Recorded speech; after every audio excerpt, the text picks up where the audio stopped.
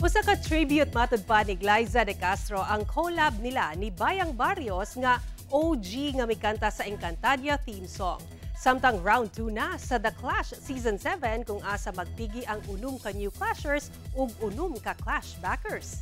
Ani report.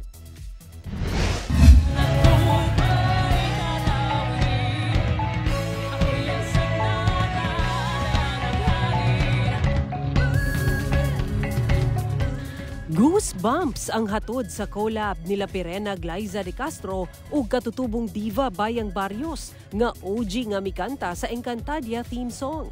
Gibutangan na ni Glyza og lyrics ang theme song sa Enka nga Tadhana ang title.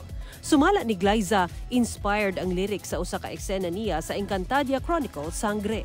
Una sabda dungog ang lyrics sa iyang Sangre Pirena transformation. Nalipay si Glyza nga natuma na ang collab nila ni Bayang.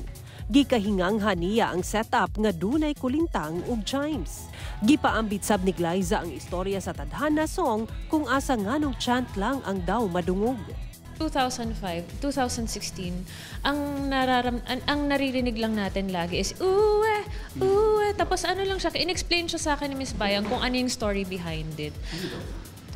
Parang siyang kalikasan na nasira. Yun yung description sa kanya ng composer. Nag-chant lang talaga siya, freestyle lang talaga siya. And then ako naman, bilang nasira yung kalikasan, gusto ko pa rin lumaban.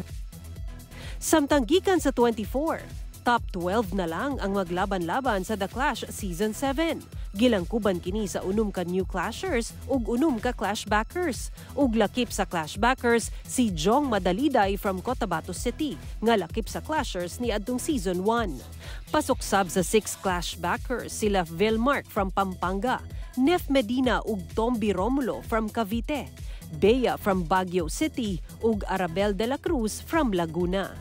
Buot matud pa nilang tanan nga balikan ang ilang nagkadiang season kung asa sila misalmot. I was the first runner-up. Kaya ngayon gusto ang ginagawa ko is I just give my 110% with every performance. Kung babalikan yung season 1, siguro nung panahon na nagkasakit ako. So nilaban ko yun hanggang grand finals. Nadala-dala yung na yun. So gusto kong balikan yun. So parang kung madadala ko lang yung mindset ko ngayon, pabalik ng season 2, na parang mas ine-aim kong ma-enjoy yung performance ko, kailangan malinis. Yung pyesa ko, kasi medyo doon ako nagkaroon ng problema. Siguro yun yung bagay na ayusin ko nung season 1 na kahit hindi man ako manalo, at least man lang na-perform ko siya ng maayos. Yung lessons po na natutunan ko ng season namin is yun nga po, kailangan mas matapang ako ngayon. Nag-sorry ako on TV. Oh my God, pag naalala ko yun talaga. Sa singing contest, nangyayari po talaga yung mga hindi po naasahan.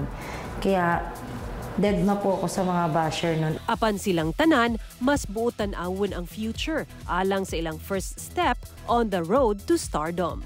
Atangi ang tagisan ng talino at boses sa Clash backers ug New Clashers sa round 2 sa The Clash Season 7 sugod July 6. Sara Hilomen Velasco, 1 Mindanao.